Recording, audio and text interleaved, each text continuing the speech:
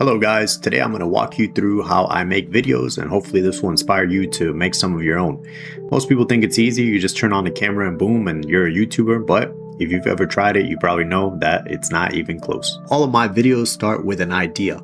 So while I go through my day, I'm going to build that idea in my mind into a full dialogue. Then I'm going to go write the script, but by the time I do the writing, I've already thought the whole thing out, so I just need to let it spill on the paper. And what I do on the paper is I really just organize the ideas and I make them sound a little bit cohesive. Once I'm done with that, I'm going to go ahead and toss this into ChatGPT, and all I do is I tell ChatGPT this is my YouTube script, and ChatGPT is going to spit it back out at me with less redundancy and a little bit more streamlined. And sometimes I don't like how ChatGPT dumbs it down too much. So I take it back to Google Docs and I compare both side by side. And then I decide whether I want to keep my version or ChatGPT's version. I kind of blend the two together.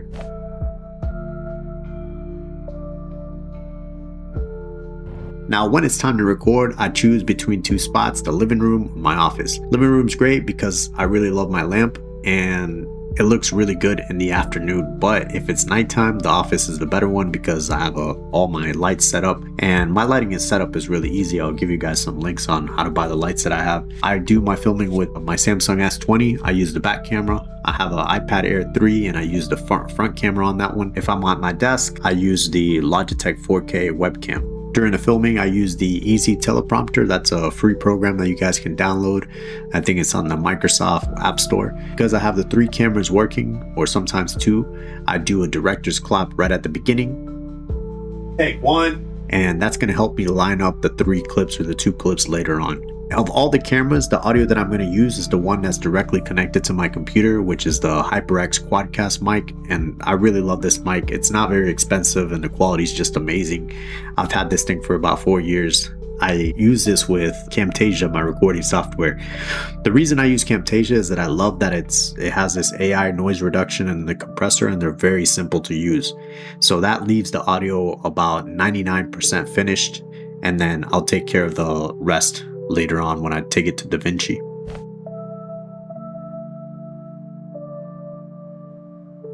So now you're finished recording, and what you always want to do is you want to run through one of your videos at least once. I always feel like this is just an extra step, but I've realized that if you don't want to bring in all your videos and then halfway through the editing realize that you have to go re-record, it's better just to check it at least once.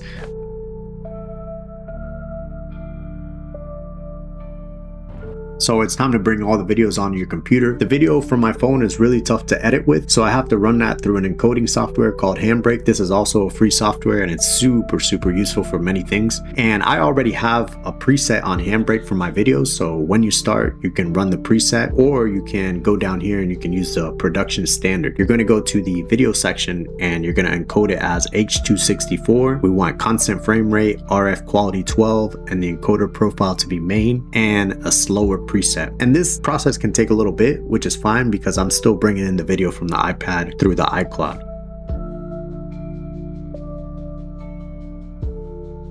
Once all my videos are ready, I take all of these to DaVinci Resolve, which is a free software. It's my main editing software.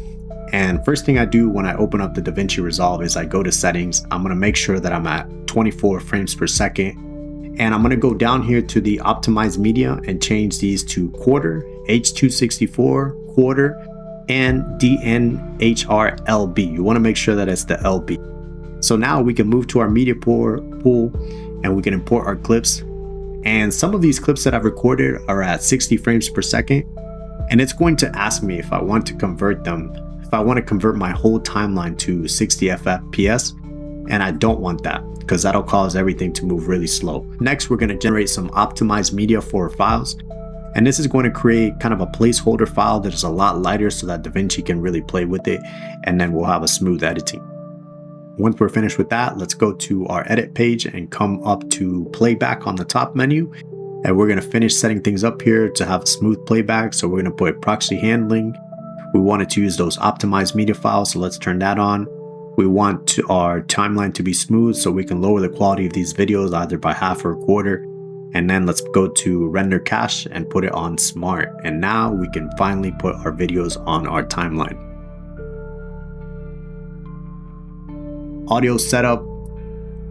We want to normalize our audio, which means get it to where the sound is at the right level for YouTube. So the second track is the one that has the HyperX mic. So we can click on that one. We're going to click normalize audio and then just confirm the normalize. And because I have 3 different videos, we have to match those 3. And this is one of the reasons I love DaVinci, because you just have to highlight all the audios and all the videos, and then you're going to right click and click auto align clips. And we're going to align by the sound, so that means it's by the waveform, and we have to sync it to the HyperX mic, which is on track 2, so we're going to put 2 right here.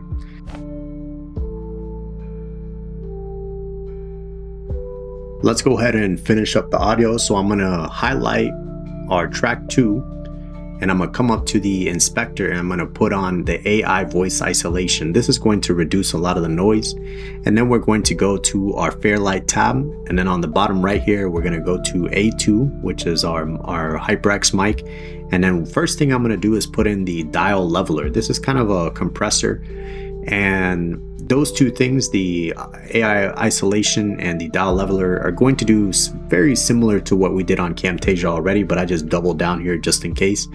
And then we're going to click on our dynamics, and here it really depends on what your mic is and what your situation is, where you're filming. But for me, I always use the full expander, and that's going to give my voice a little bit more loudness. And then I come down to the EQ, and I'm going to put the male preset. And this is going to lower the low pitch sound so that it cuts out a lot of the rumble from my voice, makes it a lot nice and clean.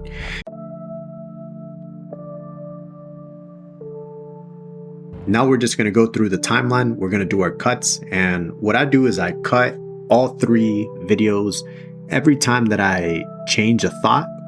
And every time that I switch a topic, I'm going to leave a little bit of space so that I can put those title walls in there.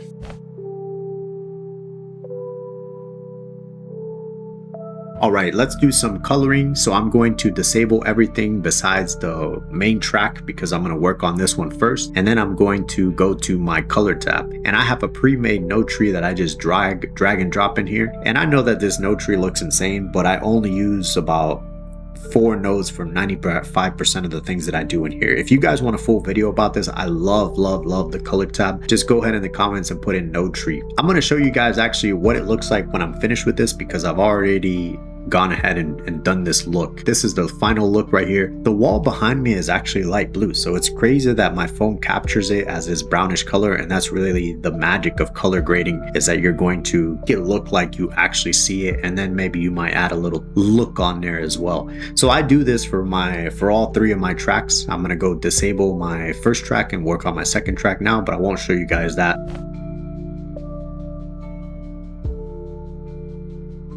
In the final look through the timeline, I'm going to do any special transitions. I'm going to do sound effects. I'm going to do the text. I'm also going to add a gradient. This is like the chef's kiss at the end. You can see that I have a ton of gradients that I use, and I'm just going to drag one of these into my timeline and put it on the top track, which is usually around my track 7 or track 8. And then I'm going to go to the compositor and play with some of these settings in here, and then I'm going to lower the opacity to maybe anywhere from 7 to 15% to give it a very unique look. Then the last part that I'm going to do is add my music. I grab all my music from Free Pick, and they allow me to download 2 tracks a day, so I really take advantage of that, and I've created a nice little collection for myself.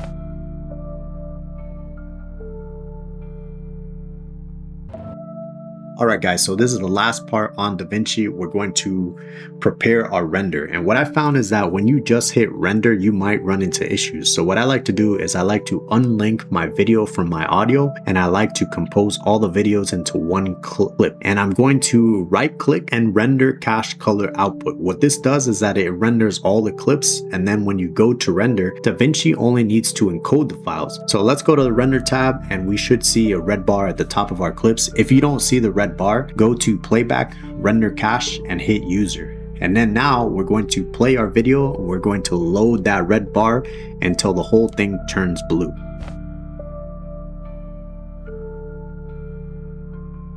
Now that our red bar is almost finished, we can look at our render properties. So I like to match the video title with my YouTube title. That way YouTube has even more information about the video content.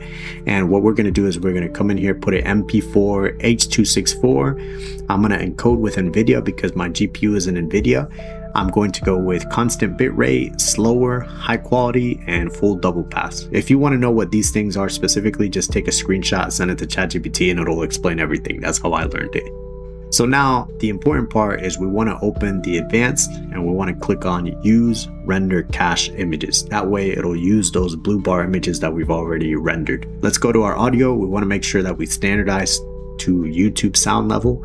And now we are ready to render. We're just going to hit render.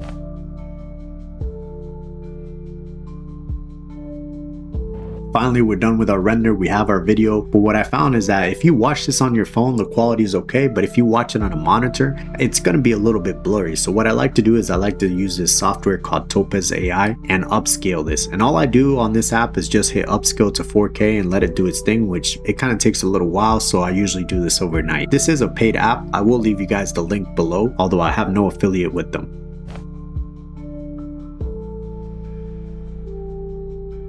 And that's it. That's my full workflow. So if you've ever wondered what it looks like from an idea to a final 4K upscale, here it is. It's a little bit tougher than most people think. There's the writing, recording, the syncing, the editing, fixing, the grading, the rendering, and then somehow it comes together to give you something that you may or may not want to watch. But the thing is that once you build a workflow that fits you, then everything gets easier and every video gets smoother, faster, and more fun to create. So thanks for watching. If you guys like this, if you guys want me to talk about any more video creation topic, give me a comment, give me a like, and subscribe for more. I'll see you guys on the next one.